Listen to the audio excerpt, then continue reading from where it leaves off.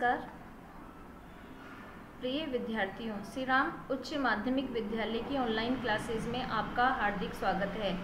आज हम माध्यमिक शिक्षा बोर्ड की कक्षा 12 भारत का इतिहास का प्रथम अध्याय भारत का वैभवपूर्ण अतीत के बारे में अध्ययन करेंगे। किसी भी विषय को पढ़ने से पूर्व उसके सिलेबस को जानना अत्यंत महत्वपूर्ण होता है, इसलिए पहले हम इसके सिलेबस पर ज़्यादा गौर करेंगे। इस भारत का इतिहास बुक में सबसे पहला जो अध्याय हमारा रहेगा वो है भारत का वैभवपूर्ण अतीत, जो कि 10 नंबर का है। दूसरा अध्याय भारत इतिहास के स्वर्णिम पृष्ठ के नाम से है, ये हमारा 15 अंक का अध्याय है। तीसरा है बाह्य आक्रमण एवं आत्मसातीकरण, जो कि हमारा 10 अंक का निर्धारित है। चौथा अध्याय हमारा रहेगा मुस्लिम आक्रमण, ये हमारा 10 अंक का अध्याय निर्धारित है। पांचवा हमारा अध्याय है उपनिवेशवादी आक्रमण, जिसके 10 अंक हैं। छठा हमारा जो अध्याय रहेगा आधुनिक स्वाधीनता आंदोलन, ये हमारा 15 अंक का निर्धारित है। सातवां अध्याय हमारा है राजस्थान से संबंधित है, ये हमारा 10 अंक का निर्धारित अध्याय है। इसके सिलेबस को समझने के पश्चात अब हम अध्याय प्रथम भारत का वैभवपूर्ण अतीत के बारे में विस्तार पूर्वक जानते हैं। भारत भूखंड एवं पूर्ण भौगोलिक इकाई रहा है। वैभवपूर्ण अतीत से मतलब यहाँ है कि प्राचीन काल में भारत क्या था, किस प्रकार का दिखाई देता था। तो प्राचीन काल की अगर बात करें तो विष्णु पुराण में ये उल्लेख मिलता है कि समुद्र के उत्तर एवं बर्फीले प्रदेश, यहाँ बर्फीले प्रदेश से मतलब हिमालय पर्वत से है कि दक्षिण में जो प्रदेश है उसका नाम भारतवर्ष है और हम सभी भारतीय उसकी संतति है, यानी उसकी संतान है। इसका अधिकांश भाग यानी यहाँ पर ये भौगोलिक रूप से बताया गया है कि किस प्रकार की यहाँ की जलवायु थी। तो उष्णकटिबंधीय वातावरण के क्षेत्र में हमारा भारत आता है। इसके उत्तर की बात करें तो हिमालय, उत्तर में इसके हिमालय पर्वतीय क्षेत्र है, जिसमें बल्ख, बदख्शा, जम्मू कश्मीर, कांगड़ा, टिहरी, गढ़वाल, कुमायूं, नेपाल, सिक्किम, भूटान, असम में हिमालय की ऊंची पर्वत श्रेणियां सम्मिलित है। पश्चिम की अगर हम बात करें तो पश्चिम में हिंदुकुश, सफेद को, तुकीमान एवं कीर्थर पर्वत श्रेणियों ने उत्तर से दक्षिण की विस्तृत होकर इसे पश्चिमी क्षेत्र से पृथक किया है। यानी ये उत्तर और जो हमारे पूर्व और पश्चिम में पर्वत श्रेणियां हैं वो इसे विश्व के अन्य भाग से अलग करती है और यहीं से हमारे यहाँ कई मुस्लिम आक्रमणकारियों का आक्रमण हुआ है। भारतीय इतिहास को समझने से पहले इसके जानकारी के स्रोतों को हमें समझना पड़ेगा। किसी भी इतिहास को जानने के 2 प्रमुख स्रोत होते हैं, एक होता है साहित्यिक स्रोत और दूसरा होता है पुरातात्विक स्रोत। तो इतिहास के अंतर्गत हम सभी मानव का संपूर्ण अतीत समाहित रहता है, चाहे वे किसी भी क्षेत्र से संबंधित हो। अब वो क्षेत्र चाहे विज्ञान से संबंधित हो, अर्थशास्त्र, समाज, राजनीति तथा धर्म में दर्शन आदि सभी क्षेत्रों में किए गए कार्यकलाप इतिहास की श्रेणी में आ जाते हैं।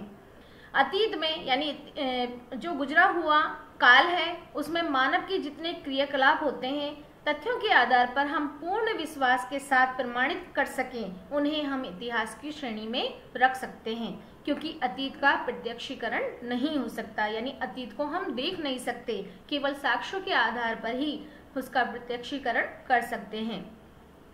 केवल उसके विषय में कुछ स्रोत के रूप में हमारे पास कुछ साक्ष्य प्राप्त होते हैं, जिनके आधार पर इतिहास का निरूपण करता है, यानी उसकी सत्यता प्रकट करता है। वर्तमान में इतिहासकार अतीत की केवल घटनाओं की जानकारी देना ही उपयुक्त नहीं समझते, बल्कि उसके कारणों की भी विस्तृत जांच पड़ताल करते हैं। यानी कोई घटना हुई है तो क्यों हुई है, क्या उसके पीछे कारण रहा है। इसके मूल में मानव के आंतरिक मनोगत भूमिका होती है और इतिहासकार का मानव संस्कृति का अध्ययन करना मुख्य उद्देश्य होता है। अतीत की गतिविधियों की जानकारी प्राप्त करने के लिए इतिहासकार उन सभी साक्ष्यों का उपयोग करता है। इन साधनों को स्रोत स्रोत, साक्ष्य और प्रमाण कहा जाता है। इन्हीं के आधार पर वह विश्वसनीय विवरण तैयार करता है कि वास्तव में ये घटना घटित हुई थी। इसलिए कहा जाता है कि इतिहासकार इतिहास की पुनः रचना करता है और इतिहास ही इतिहास को जन्म देता है। इतिहास की उन्हीं घटनाओं के तथ्य के रूप में स्वीकार किया जा सकता है जो साक्ष्य एवं प्रमाणों से सिद्ध हो।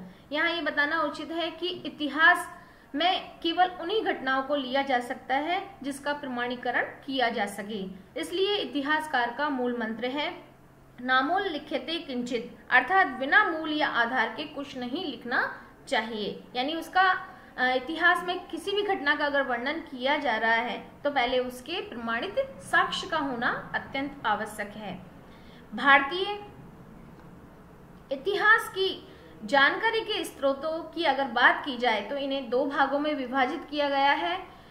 पहला साहित्यिक स्रोत, दूसरा है पुरातात्विक व पुरालेखीय स्रोत। साहित्यिक स्रोतों की अगर बात करें तो साहित्यिक स्रोत वे स्रोत होते हैं जो हमें लिखित में प्राप्त होते हैं। तो साहित्यिक स्रोतों के अंतर्गत प्राचीन भारतीय इतिहास की जानकारी के जो साहित्यिक स्रोत बताए गए हैं उन्हें तीन भागों में बांटा गया है। धार्मिक साहित्य, नंबर 2 धर्मेत्तर साहित्य। धर्मेत्तर साहित्य उन साहित्यों को कहा जाएगा जो कि धार्मिक ग्रंथों के अलावा लिखे गए। इसके बाद इसका तीसरा जो पॉइंट रहेगा वंशावलियां, इसमें इसे भी हम इतिहास के स्रोत के रूप में समझ सकते हैं। धार्मिक इतिहास की अगर हम बात करें तो इसमें सबसे पहले वेदों को प्रमुख माना जाता है, यानी वैदिक साहित्य को प्रमुख माना गया है। वैदिक साहित्य में सबसे पहले वेदों को माना गया है जिसकी संख्या 4 बताई गई है। तो वेदों की संख्या जो 4 है उनमें सबसे पहले ऋग्वेद, दूसरा है यजुर्वेद, तीसरा है सामवेद और चौथा है अथर्ववेद। ऋग्वेद की अगर हम बात करें तो ऋग्वेद में 10 मंडल व 1028 सूक्त हैं और इसमें छंदों में ये लिखित रूप में हमारे पास उपलब्ध है।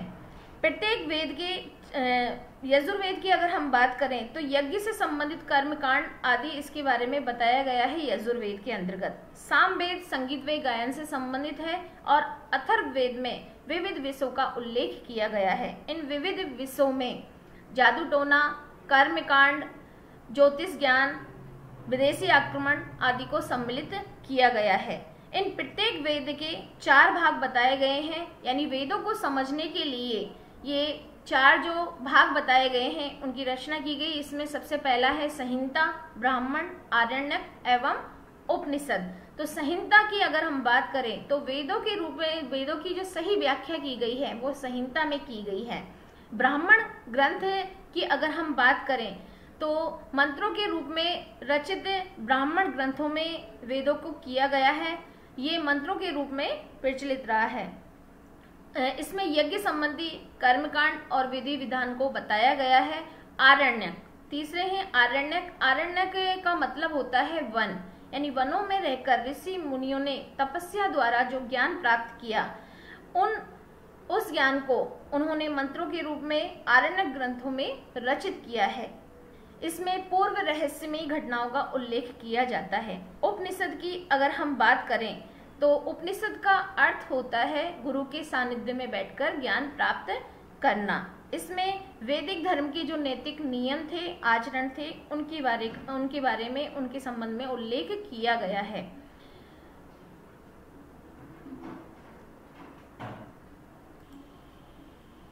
वैदिक साहित्य को और भी अच्छी तरीके से समझने हेतु वेदांग साहित्य की रचना की गई थी।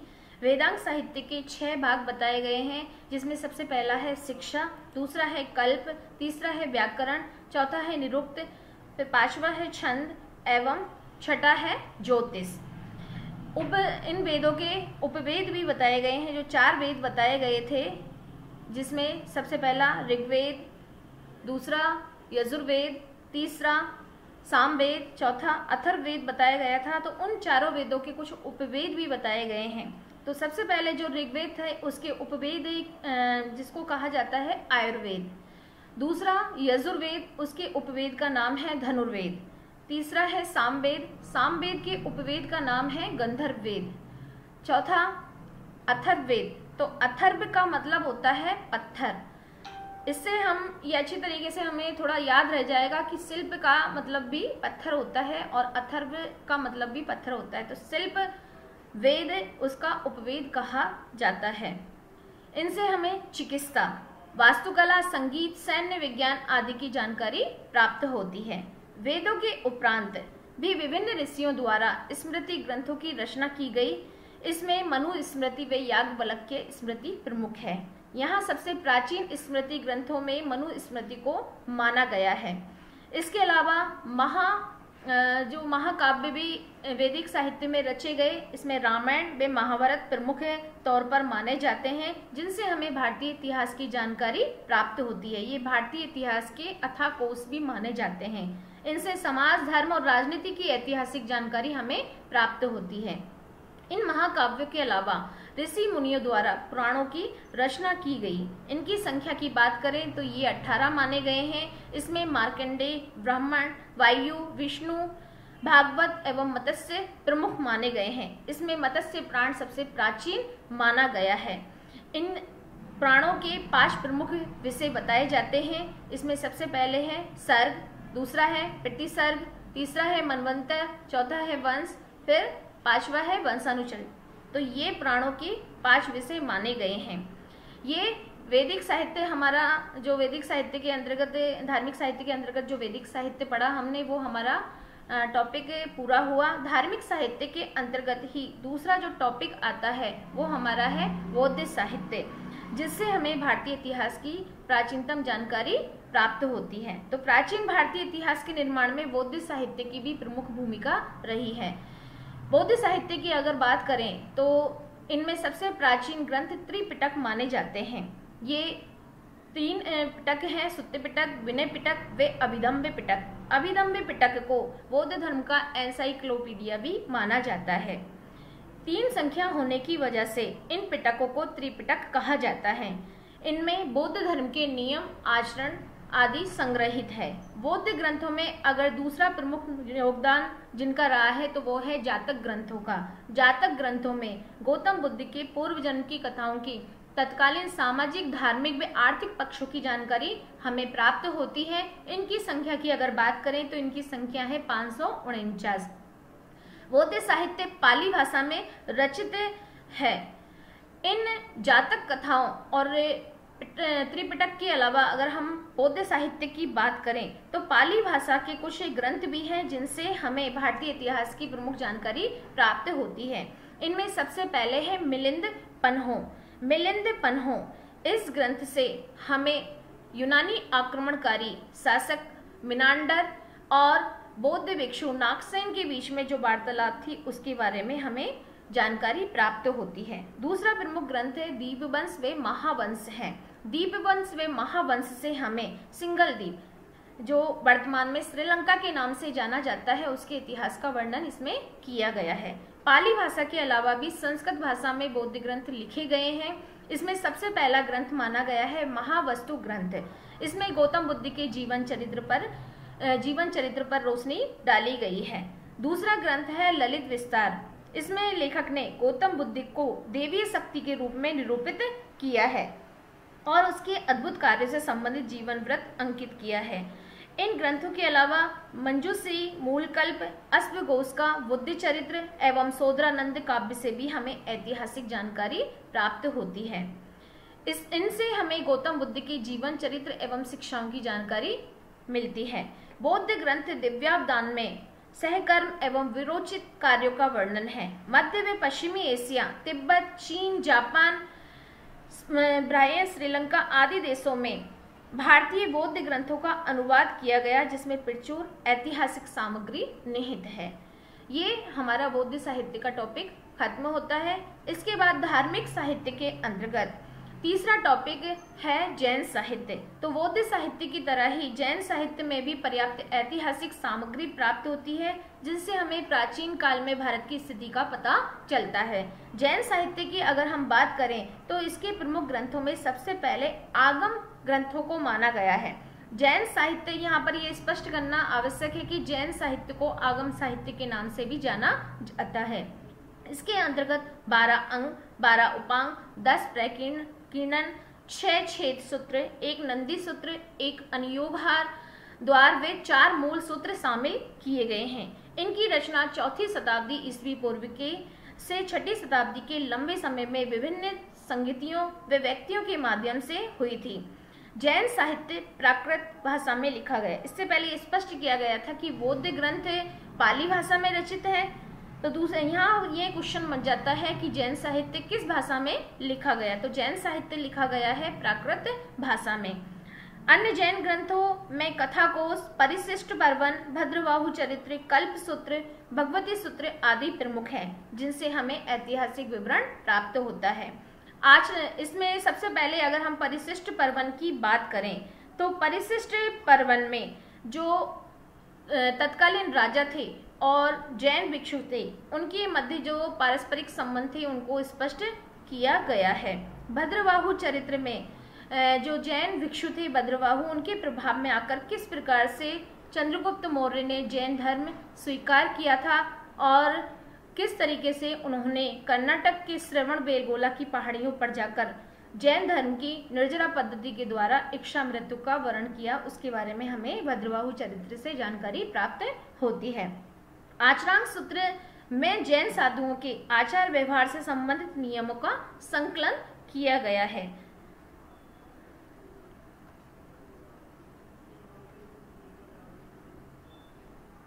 तो इस तरीके से हमारा यहाँ पर धार्मिक साहित्य का ये टॉपिक खत्म होता है। आगे के क्लास में हम धर्मेतर साहित्य व वंशावलियों के बारे में अध्ययन करेंगे।